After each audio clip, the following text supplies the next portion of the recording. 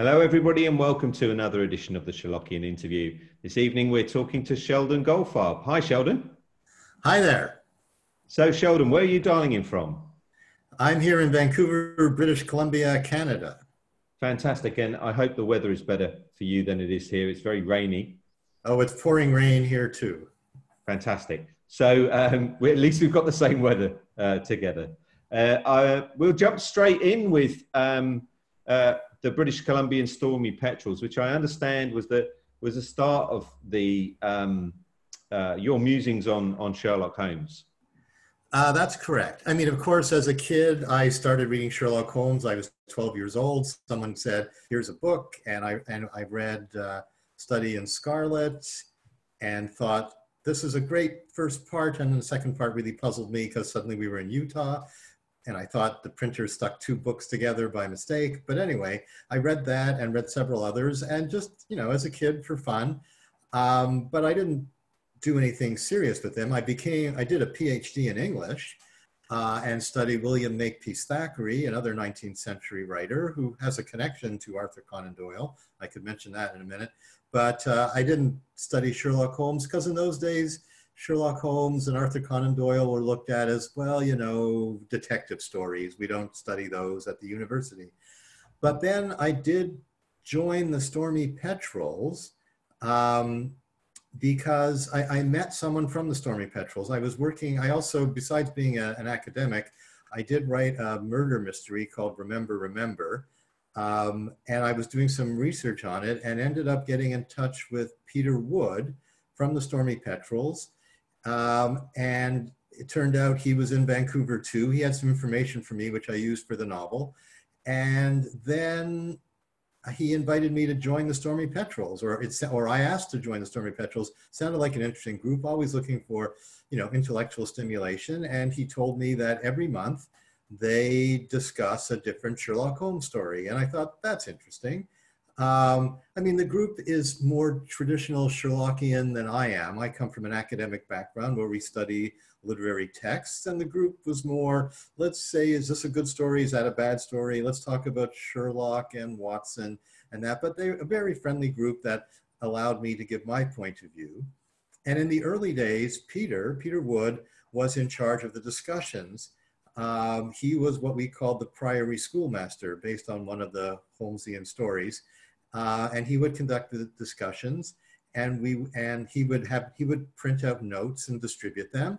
And that continued for several years. It was very interesting. Then Peter unfortunately died, and there was someone else who took over leading the discussions. And eventually it came to me around 2014, I think it was. And they had me do not the Copper Beeches, which we haven't even gotten to yet, but I started, we go through, the Stormy Petrels meet every month and discuss a different story, and we go round and around the canon. I've been in the group long enough that we're, I think, into the third time through the canon, but this is the first time I'm the Priory Schoolmaster in charge of the discussions. And I started with the stockbroker's clerk and slowly moved through doing each month doing a different story. And over the next 4 years or so, I had done about 35 or so. And then these were musings. I changed the way, my predecessors had more study notes and background notes, and I'm more interested in musing. I sort of think, well, what does this mean? Why are there eggs mentioned in Thor Bridge? Or why, instead of a magnifying glass, is Holmes taking a pair of binoculars to the Silver Blaze race? And what is the thematic significance in that? I'm always interested in the themes. What do the stories mean? Sort of drawing on my academic background, but not too serious academic, not going into post-colonial, postmodernist theory and all that sort of stuff. So that's what I would do. And then one day last September, about a year ago, someone from one of the other Sherlockian groups in Canada, way on the other coast in Halifax, they're known as the Spence Munros, because I think there's a reference to the Spence Munro family. I think it's in the Copper Beeches, actually, and they go to Halifax. So of course our Halifax group called themselves the Spence Munros. And the head of that group, Mark Alberstadt, asked me, he said, we're doing the Red-Headed League, and I've heard about your musings. I've even seen some of them, and I'd like, you know, do you have a set on the Red-Headed League? And I didn't, because we had, starting with the Stockbroker's Clerk, which is halfway through the memoirs, you go through the return and then his last bow, and you do the Hound of the Baskervilles, and we were into the, I think we were just about to start the casebook, or maybe not.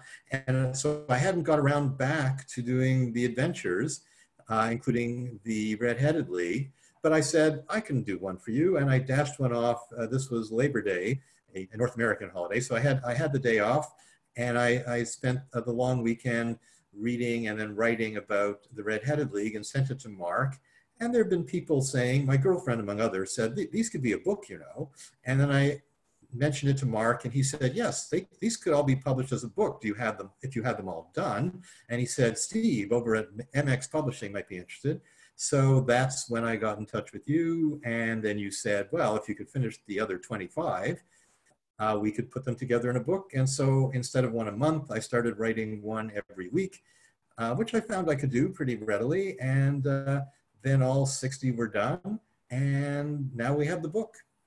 Fantastic, Sheldon. And we were particularly excited to do the book, because the very first Sherlockian book we ever did was a wonderful book called Eliminate the Impossible by Alistair Duncan. And Alistair had done a similar thing where he had analysed each of the stories within the canon. So that was published back in 2008, so 11 years ago. So obviously the canon itself doesn't date, and opinions don't date. So it's fantastic to actually put the two books side by side. And you've started publishing the individual musings onto your blog, Sheldon Goldfarb at WordPress.com. So this is a screen grab of the Copper Beeches, which you published last week. Yes. So since the book's been ready and about to be published, I thought I would sort of give people a taste of what's in the book. So first I did the Boscombe Valley mystery, because it seemed the most, if you haven't read anything else in my book, and if you're not up on the stories, after reading through all my musings, I thought, well, this is the most accessible, even to someone who hasn't read the stories. So I published that one first, but I found much more successful. I then published Scandal in Bohemia, my musing on that, and that's very popular. And it turns out I do belong to an academic group that is online and discusses Victorian literature, and it just by coincidence, someone was asking about the Scandal in Bohemia. Excuse me, and then the issue came up of whether Irene Adler is dead, because she's referred to as the late Irene Adler. And then people were arguing in this group. And I said, well, the Sherlockians disagree too. And some say, well, it means, yes, she's dead. Or it just means that she was formerly Irene Adler, but now she's married to Godfrey Norton. And so she's Irene Norton. And I don't take a position really on that in my musing. But I do, in that particular musing, A Scandal in Bohemia, I talk about it's important that she disappear from the story or from the canon, that she's a very powerful woman, very important, and really a rival to Watson. And that's maybe why Watson talks about her being of dubious and questionable memory, because, I mean, and the fans, there are Sherlockian fans and pastiches and all sorts of things like that about Holmes and Irene Adler, and the TV shows too. Elementary had a running subplot about Irene Adler. And it's like, oh, there's a great draw like between Holmes and Adler, and she really needs to disappear for the series of stories to continue, because they are, after all, Holmes and Watson, and you can't have this other woman, just like you can't really have Watson married. I mean, he is officially married to Mary Morstan, but she drops right out of the stories. You hardly ever see her. He spends more time with Holmes, and finally Doyle just kills her off. So yeah, it's very interesting how a couple of the characters within the canon, Irene Adler and Moriarty, get a lot of screen time. So if you look at BBC Sherlock, there's a lot of Irene Adler, there's a lot of Moriarty, and as you mentioned, Robert Downey Jr. movies from Warner Brothers also feature them both too. So looking at the book, all 60 stories have musings in the book, Sheldon. Yes, I've done them all. And at one point you were asking me what my favorite was. Copper Beaches is interesting, which you just had up, because it got me to talk about the different types of stories that are all packed into that one single story. It's partly a thriller with Violet Hunter, another strong woman, trying to figure out what's going on. It's partly a gothic horror because someone's locked up in the attic. That's Violet's double, Alice, the daughter of the Rucastle family. And it's also a standard detective story because Holmes and Watson are there trying to figure things out. And it's interesting how all those things intersect. And I talk about that in that musing. Some of the other musings, I might publish the Thor Bridge musing next on the blog because it has some interesting things. It was my favorite in a way. Oh, I wrote, it was the one that I began with a little poem, which goes, wife found dead, bullet to the head, no weapon found, perhaps it drowned. And then after that, I sort of tell a fairy tale because in the story, if you remember, there's Neil Gibson, who's the mining magnate who is from America, who's got all these gold mines, and he's referred to in the story as the Gold King. So I begin my musing by saying, once upon a time there was a gold, after the poem, once upon a time there was a gold king who got very interested in his governess, but this made his wife very angry. And then I go on from that and talk about what's going on in the story. And one of the interesting, and what I do in the musings, I go from one thing to another. I use the phrase, speaking of which, and I go from one idea to another. I don't try and say, oh, there's one explanation for everything, that it's all about the hero's journey or class struggle. You can read academic books like that, or you can read Samuel Rosenberg saying it's all about this Conan Doyle syndrome, and there's this homosexuality and he's combating that, or there's gender studies and find every story is about some gender relation. And I think those things are true about some of the stories. I don't think there's anything that's true about all the stories. And I look for the thing in each story when I'm musing. I think, like, why is there a part of the problem with Thor Bridge that talks about the eggs? Because the eggs arrive for breakfast and Watson comments that, oh, they were overcooked. They were, and some people might say, oh, that tells you how Sherlock likes his eggs, but I'm more interested in how it works as a story. Why is it in the story? Does it represent something perhaps about the theme of the story? I'm interested in the themes. What are these stories about? And we find out in the story that the eggs are overcooked because there's a new cook on the scene, and she has been distracted by reading a romance story in one of the popular magazines. Doyle would have known, I mean, Doyle himself was publishing in the magazines, but anyway, so the cook is distracted by romance, and that's why she's let the eggs get overcooked. And I thought that's interesting because romance is so disruptive in cooking the eggs, and this is a story about a disruptive romance between. And you do wonder whether Doyle was weaving things in, or whether it was just on a whim. He said the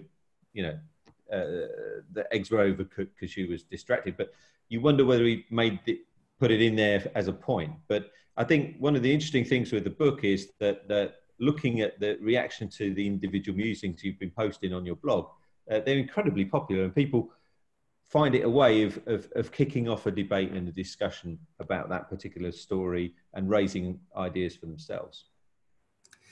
Yeah, I hope that's what it does. I hope it helps, if it helps groups like the Spence Munros have their discussion, it helps us have our discussions. If it helps people reading the stories to get a new perspective on the stories, I hope that it does that. And to realize that, for instance, Thor Bridge is about the problems of romance. There's a romantic triangle in it, and that's symbolized by the eggs. Whether Doyle put that in deliberately or it comes from his subconscious, I think it's there, whether it's conscious or subconscious, because it connects to the theme of the story. And I hope people are able to use my book and learn something, a different way of looking at the stories. That's brilliant, Sheldon. It's been an absolute pleasure to talk to you. Anybody that's interested in reading a little bit more about Sheldon, you can visit Sheldon's Amazon profile. The book, Musings on the Canon, is on the Sherlock Holmes Stories is coming out in October, but it's available from the MX Publishing site now. Have a wonderful evening, Sheldon. It's been a pleasure. Okay, thank you.